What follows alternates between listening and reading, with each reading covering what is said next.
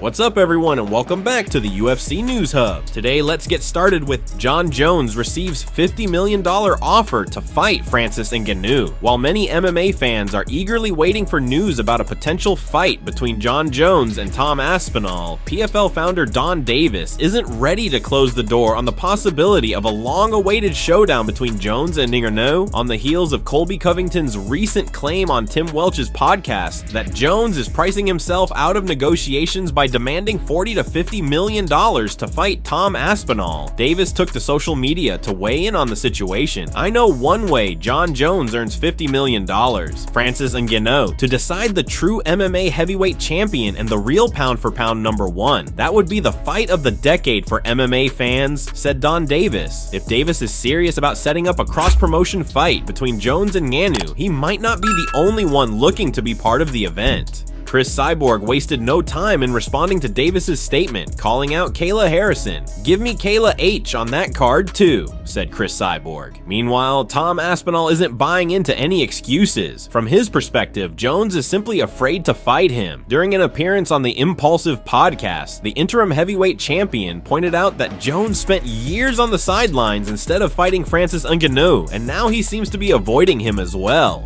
"Jon is conning the public, man," said Tom Aspinall. Logan Paul, who was present during the conversation, chimed in to ask if Jones was Aspinall's favorite fighter. "Oh, is he really?" asked Logan Paul. Aspinall quickly clarified, saying, "Well, listen, I mean, he's definitely top 3. He's definitely top 3, absolutely. I'm not disputing that. He's an amazing fighter. But I think the fact that he didn't want to fight Ngannou for 3 years, and now he's not wanting to fight me for over a year, and just the way he manipulates the media and the public is super smart. I'm not taking anything away from him, but do I think he's scared to take the tough fights at this stage in his career?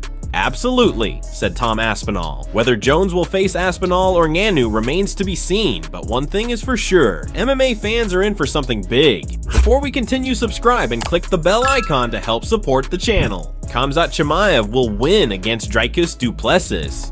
Khamzat Chimaev might just be on his way to claiming the UFC middleweight title, and if the fight against Dricus Du Plessis happens, it's shaping up to be a must-watch. Fresh off his dominant victory over Robert Whittaker, the expectation is that Chimaev will get the next title shot. Roman Dolidze, who has been keeping a close eye on the division after his win over Marvin Vettori, believes Chimaev has a strong chance of winning. His aggressive style could lead to an early finish if he and Du Plessis share the octagon. During an interview with H-Fight, Dolidze broke down the potential fight, explaining why he thinks Chimaev has the edge. "Khamzat is a very skillful fighter, and he's a hard worker. Khamzat has probably the highest level of wrestling in our division. Great guy with great skills in grappling. Not super high level on the ground, but he has the skills to finish anybody on top. And if he manages, and I think he will, if he can take down Dricus in the first couple of rounds and finish him in those rounds, I will say that Khamzat will win," said Dolidze. However, if the fight drags on, Dolidze believes the advantage could shift toward Du Plessis. The South African champion has shown incredible endurance, relentless pressure, and an ability to push through deep waters, making a long fight more dangerous for Chimaev. While there's no confirmed date yet, this fight could be a headliner for this summer's International Fight Week card, especially if the rumored Jon Jones versus Tom Aspinall fight doesn't come together. Back in November, Dana White made it clear that he wants to see Chimaev fight for a title in the United States. "I want Khamzat to fight for the belt in the US," said White. With International Fight Week being the biggest UFC pay-per-view event of the year, it could be the perfect opportunity to make it happen. If the UFC moves forward with this fight, fans can expect fireworks. Chimaev's wrestling dominance against Du Plessis' raw power and cardio would make for an electric matchup, and the question remains, can Chimaev secure an early finish, or will Du Plessis drag him into deep waters and drown him?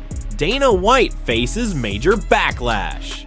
Dana White and the UFC are once again facing major backlash from the MMA community, this time over fighter pay.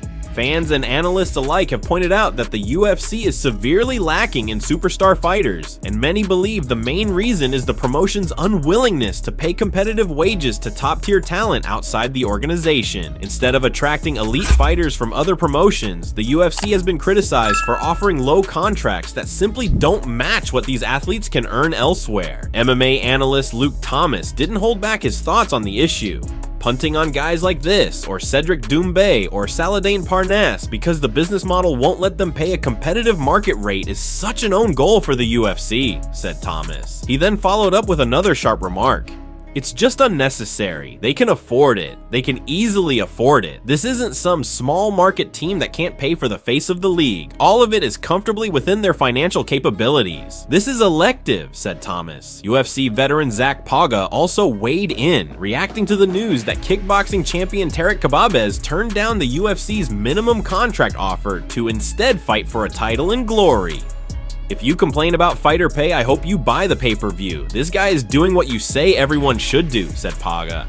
His statement highlights the growing frustration within the MMA community. Fighters are being encouraged to take a stand, but when they do, they often don't receive the same level of fan support outside the UFC. One fan took the discussion further by breaking down the numbers, pointing out a glaring issue with the UFC's revenue distribution. A reminder that UFC is the only sports league or promotion in the world that pays only 17% of all of its revenue to their fighters. That's why the UFC is in a constant downfall, said the fan. Another comment sarcastically ridiculed the UFC's lowball offers. Can't believe a multi-division kickboxing champ didn't want to make 10 grand twice a year, said another fan. The situation escalated further when it was revealed that Khababez had been asked to compete on Dana White's Contender Series rather than being signed directly to the UFC.